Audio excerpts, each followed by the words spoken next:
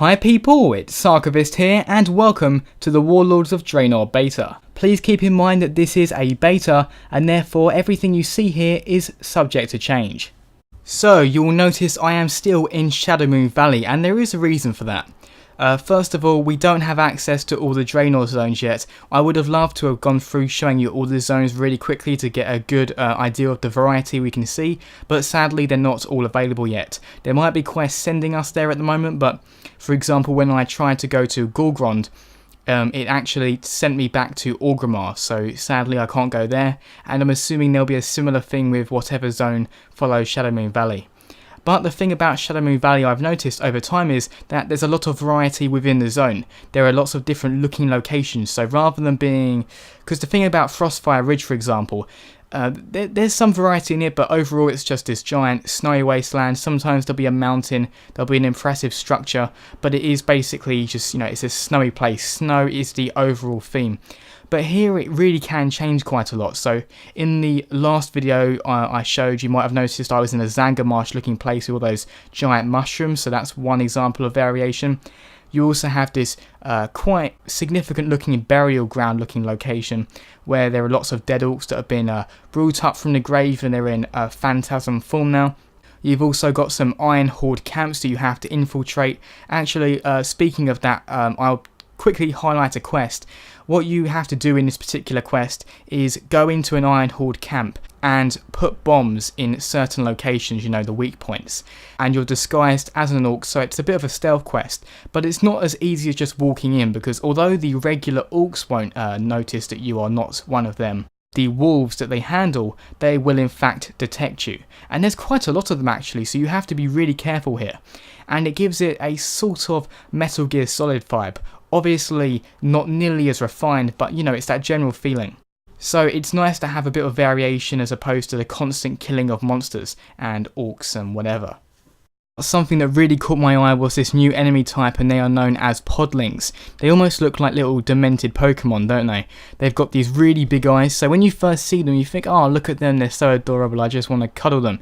But as you follow this rather deceptive member of this race, he leads you into a trap, and you realise that these bug-eyed little cute plant people are actually savage monsters that want to drain your blood and such, and you are therefore forced to kill them, indulge in wholesale slaughter, and free the poor critters that they have imprisoned.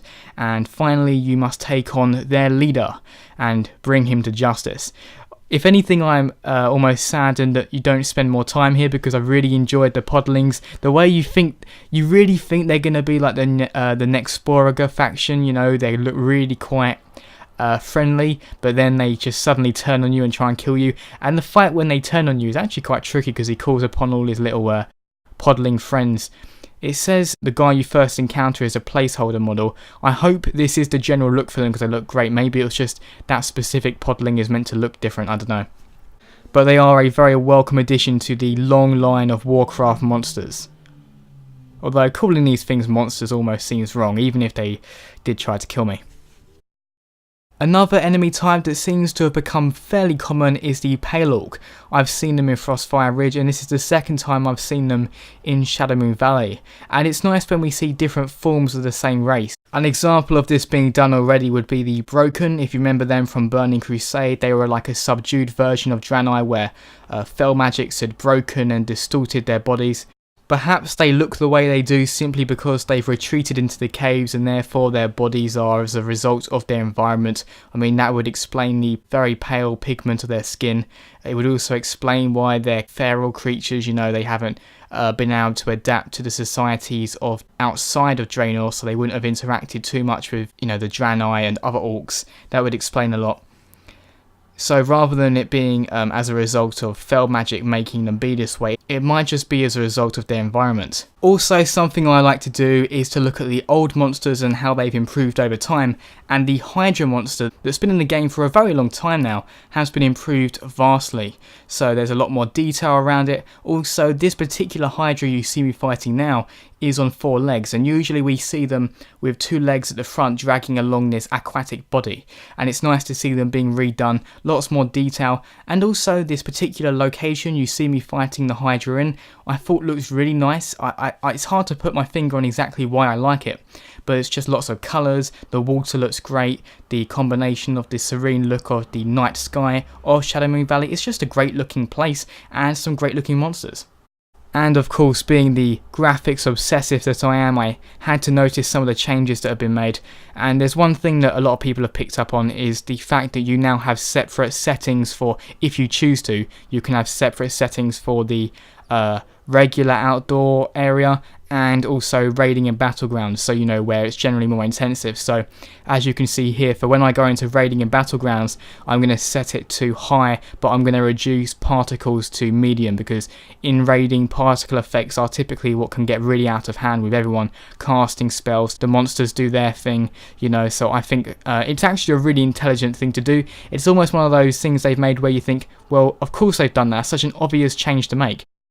In terms of actual graphical settings though, you know, over time we've had more and more improvements given to World of Warcraft to prevent it from becoming too aged. There's the obvious general one of having the new models updated, but we also have, well, let's start thinking back from before. So we had Cataclysm, where we had the new water effects, we also had better looking shadows, and then in Mists of Pandaria they implemented the screen space ambient occlusion effect, SSAO, and now we have refraction.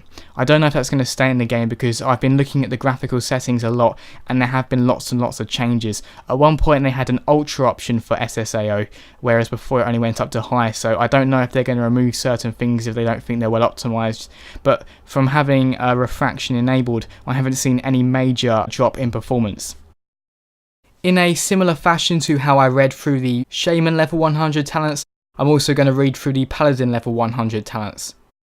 Empowered Seals passive. Your seals also cause your judgment to empower you with an additional beneficial effect which persists through changing seals.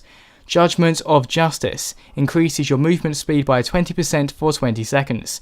Judgment of Insight heals you for 3% of your maximum health every 2 seconds for 20 seconds. Judgment of Righteousness increases your attack speed by 30% for 20 seconds. Judgment of Truth increases your attack power by 15% for 20 seconds. Seraphim, 5 Holy Power, instant, 30-second cooldown. The light temporarily magnifies your power, increasing your haste, critical strike, mastery, multi-strike, versatility, and bonus armor from gear by 30% for 10 seconds. Final Verdict, 3 Holy Power, 10-yard range, instant, requires melee weapon. Empowers your weapon with holy energy and performs a devastating strike, dealing 6,300 holy damage. Replaces Templar's Verdict. If you would like to see more of the Warlords of Draenor beta, you may want to subscribe to my channel Archivist42. As always people, thanks very much for watching and see you next time.